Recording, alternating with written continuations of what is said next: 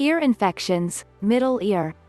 Infection of the ear, sometimes called acute otitis media, is an infection of the middle ear, a space full of air behind the eardrum containing small bones of the ear. Children are more likely to get ear infections than adults. Because ear infections are often self-limiting, treatment can begin with pain management and monitoring. In some cases, antibiotics are used to clear the infection. Some people are prone to having ear infections. This can cause hearing problems and other serious problems. Symptoms: the onset of signs and symptoms of an ear infection is usually rapid.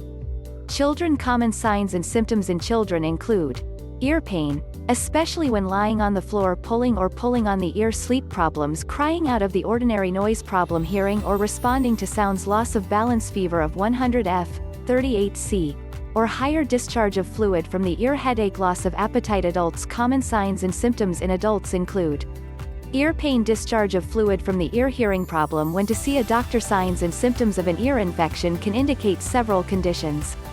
It is important to get an accurate diagnosis and prompt treatment.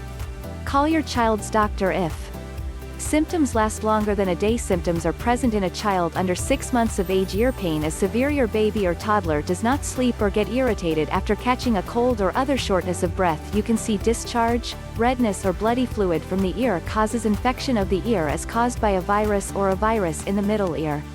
These infections are often the result of other illnesses, colds, flu or allergies, which cause congestion and inflammation of the nasal passages, throat and Eustachian tubes.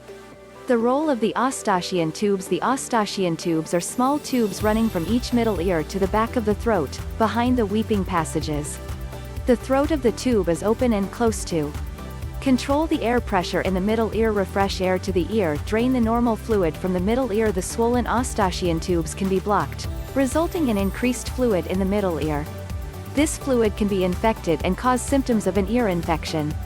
In children, the Eustachian tubes are thin and horizontal, making them difficult to remove and may be blocked. Role of adenoids: adenoids are two pieces of tissue at the back of the nose that are believed to play a role in the functioning of the immune system. Because the adenoids are close to the opening of the Eustachian tubes, inflammation of the adenoids can block the tubes. This can lead to moderate ear infections. Inflammation and irritation of the adenoids may play a role in ear infections in children because children have larger adenoids compared to adults. Related situations: conditions of the middle ear that may be related to an ear infection or lead to similar problems of the middle ear include otitis media with effusion, or inflammation and fluid formation, effusion, in the middle ear without bacterial or viral infection. This is possible because fluid buildup continues after the ear infection has improved. It may also be due to some malfunction or non-invasive obstruction of the Eustachian tubes. Chronic otitis media with effusion occurs when the fluid stays in the middle ear and continues to return without infection or infection. This makes children more susceptible to new ear infections and can affect hearing. Chronic media outlets for suppurative otitis, chronic ear infections and conventional treatment. This can lead to a hole in the ear. Risk factors: risk factors for ear infections include age. Children between the ages of 6 months and 2 years are more susceptible to ear infections because of the size and shape of their Eustachian tubes and because the immune system is still developing. Group child care. Children cared for in group settings are more likely to get colds and ear infections than children living at home. Children in group settings are exposed to many diseases, such as the common cold. Feeding children. Babies who drink from a bottle, especially while asleep, are more likely to have ear infections than infants who are breastfed. Seasonal features. Ear infections are most common in autumn and winter. People with allergies at certain times of the year can have a higher risk of ear infections when pollen counts are high. Bad air quality. Exposure to cigarette smoke or high levels of air pollution can increase the risk of ear infections.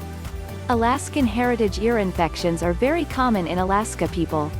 Clean mouth. Differences in bone and muscle structure in children with cracked leaves can make it more difficult to remove an Eustachian tube. Problems: most ear infections do not cause long-term problems. Frequent ear infections can lead to serious problems. Non-invasive hearing. Minor loss of future and transient hearing loss is more common with ear infections, but is usually better after acquiring an infection. Frequent ear infections, or fluid in the middle ear, can lead to significant hearing loss. If there is permanent damage to the ear or other structures of the middle ear, permanent hearing loss may occur. Speech or developmental delays. If hearing loss is temporarily or permanently impaired in children and infants, they may experience delays in speech, social and developmental skills. The spread of infection. Treatable diseases or infections that can respond to treatment can spread to nearby tissues. A mastoid infection, a rupture of the bones behind the ear, is called mastoiditis. This infection can lead to bone damage and the formation of red-filled cysts. Often, a middle ear infection spreads to other tissues in the skull, including the brain or meningitis. Eardrum rupture. Most eardrum tears subside within 72 hours. In some cases, surgical repair is required. Prevention. The following tips can reduce the risk of ear infections, prevent common colds and other illnesses. Teach your children to wash their hands regularly and thoroughly and not to share dishes and drink. Teach your children to cough or sneeze on the elbow. If possible, limit the time your child spends in group childcare. A child care center with fewer children can help. Try to keep your child at home without the care of children or school when he or she is sick. Avoid secondhand smoke. Make sure no one smokes in your home. Away from home, live in smoky areas. Breastfeed your baby. If possible, breastfeed your baby for at least 6 months. Breast milk contains antibodies that can provide protection from ear infections. When breastfeeding, hold your baby upright. Avoid putting the bottle in your baby's mouth while lying on the floor. Do not put the bottle in the crib with your baby. Talk to your doctor about vaccinations. Ask your doctor about what vaccinations are appropriate for your child. Seasonal flu shots, pneumococcal and other bacterial vaccines may help prevent ear infections. Diagnosis. Your doctor usually diagnoses an ear infection or other condition based on your symptoms and tests. The doctor may use an otoscope to examine the ears, throat, and nasal passages. And you will listen to your baby breathe with a stethoscope. Air otoscope. A pneumatic otoscope device is usually a special tool that a doctor needs to diagnose an ear infection. This tool allows the doctor to look at the ear and determine if there is fluid behind the ear. With an air otoscope, the doctor gently breathes air into the eardrum. Often, this inhalation can cause the ear to move. If the middle ear is full of fluid, your doctor will notice a slight eardrum stagnation. Additional tests. Your doctor may perform additional tests if there are any doubts about the diagnosis, if the condition has not responded to previous treatment, or if there are other long-term or severe complications. Tympanometry. This test measures the movement of the eardrum. A device that closes the ear canal, regulates air pressure in the ear canal, causing the eardrum to move.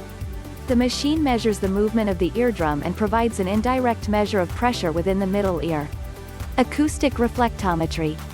This test measures how much sound is shown back in the eardrum, an indirect measure of fluid in the middle ear. Usually, the ear absorbs most of the sound. However, if there is a lot of pressure coming out of the fluid in the middle ear, the sound of the eardrum will be very noticeable. Tympanocentesis. It is not uncommon for a doctor to use a small tube that pierces the eardrum to remove fluid from the middle ear, a process called tympanocentesis. The fluid is tested for viruses and bacteria. This can be helpful if the infection did not respond well to previous treatment. Another test. If your child has a lot of ear infections or fluid buildup in the middle ear, your doctor may refer you to an audiologist, speech therapist or development counselor for a hearing test, speech skills, language comprehension or developmental skills. What it means to be diagnosed Otitis Media. The diagnosis of ear infection is usually short of acute otitis media. Your doctor may make this diagnosis if he or she has symptoms of fluid in the middle ear, if there are any signs or symptoms of infection, and if the symptoms start suddenly. Otitis media with effusion. If the diagnosis is otitis media with effusion, the doctor has found evidence of fluid in the middle ear, but currently there are no signs or symptoms of infection. Chronic Suppurative media. When a doctor diagnoses chronic suppurative otitis media, he finds that a chronic ear infection has led to a ruptured ear. This is often associated with redness in the ear. Treatment: some ear infections are treated without antibiotics. The best for your child depends on many things, including your child's age and the size of the symptoms. How to wait and see: symptoms of ear infections usually develop in the first few days, and most infections appear within a week or two without treatment. The American Academy of Pediatrics and the American Academy of Family Physicians recommend waiting and seeing as one of the following. Children 6 to 23 months with middle ear pain in one ear for less than 48 hours and a temperature below 102.2 F, 39C. Children 24 months and older with middle ear pain in one or both ears for less than 48 hours and a temperature below 102.2 F, 39C.